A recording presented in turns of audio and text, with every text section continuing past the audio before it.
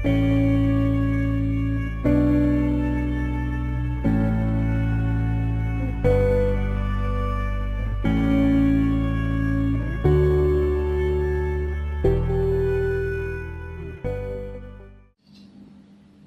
वालेकुम, मैं वसीम खान, आपका खान्स अकेडमी में खैर मकदम है, खुशामदीद।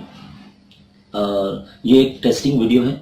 मैंने एक माइक्रोफोन ख़रीदा है जिसे मैं चेक करने की कोशिश कर रहा हूँ।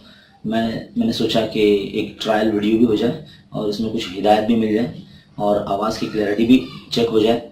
और इंशाल्लाह मैं एक इंतज़ार में था कि एक वीडियो बन जाए इसमें इसकी इस्तेमाल से और पता भी चल जाए।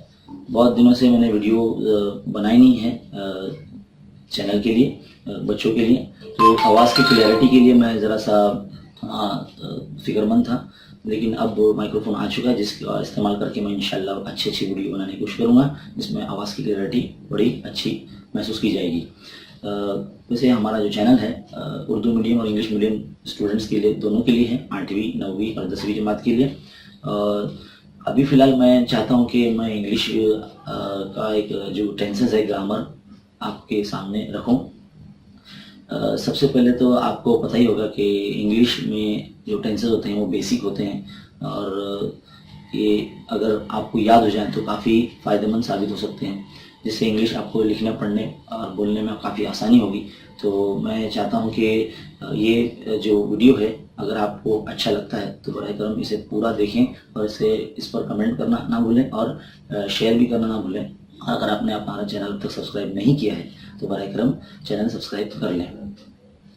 तो इंग्लिश में टेंसेस के अंदर 3 किस्में होती हैं, जैसे 3 टाइप्स होते हैं, present tense, past tense, future tense. और प्रेजेंट टेंस के 4 हिस्से होते हैं, present simple, present continuous, present perfect और प्रेजेंट परफेक्ट कंटिन्यूस। इसी तरह से पास्ट टेंस के भी 4 हिस्से होते हैं और फ्यूचर टेंस के भी 4 हिस्से होते हैं।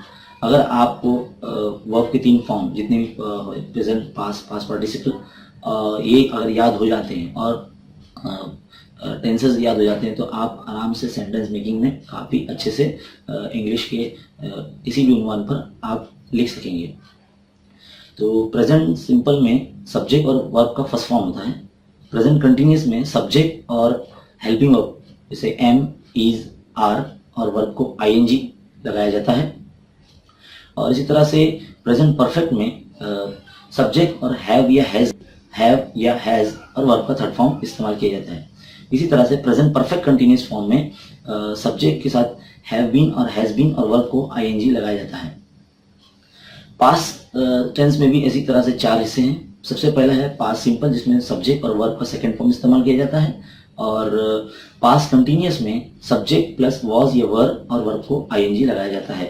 पास्ट परफेक्ट में सिर्फ एक ही हेल्पिंग वर्ब जिसका नाम हेड ही इस्तेमाल किया जाता है, सब्जेक्ट प्लस हेड और वर्ब का थर्ड फॉर्म। इसी तरह से पास्ट परफेक्ट कंटिन्यूस में सब्जेक्ट प्लस हैड बीन और वर्ब को आईएनजी लगाया जाता है। आखिरी है फ्यूचर टेंस। फ्यूचर टेंस में भी 4 हिस्से हैं। सबसे पहला है future simple, subject plus will plus verb का फर्स्ट फॉर्म। और फ्यूचर कंटिन्यूस में सब्जेक्ट के साथ विल बी और शैल बी, विल बी या शैल बी आप इस्तेमाल कर सकते हैं। विल बी यूज कर सकते हैं या शैल बी यूज कर सकते हैं फ्यूचर टेंस में। तो फ्यूचर कंटिन्यूस का सब्जेक्ट प्लस विल बी या शैल बी और वर्ब को आईएनजी लगाया जाता है। और इस तरह से फ्यूचर परफेक्ट में सब्जेक्ट प्लस विल हैव या शैल हैव और वर्ब को थर्ड फॉर्म इस्तेमाल किया जाता है। जितने भी परफेक्ट फॉर्म है टेंसेस के, इसमें वर्ब का थर्ड फॉर्म ही इस्तेमाल किया जाता है। जो लास्ट है फ्यूचर परफेक्ट कंटिन्यूस टेंस, इसमें subject plus will have been और शैल हैव बीन का इस्तेमाल किया जाता है और वर्ब को आईएनजी लगाया जाता है।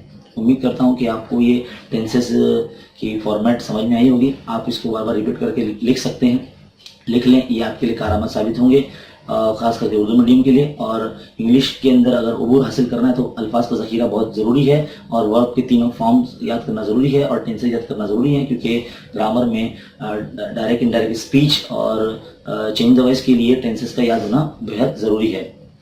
तो अगर आपको ये वीडियो अच्छा लगता है तो आप अपने फ्रेंड में भी शेयर कीजिए और कमेंट करना ना भूलें। और हमारे चैनल को अगर आपने सब्सक्राइब नहीं किया है तो बराए करम सब्सक्राइब कर लें। शुक्रिया। अस्सलाम वालेकुम।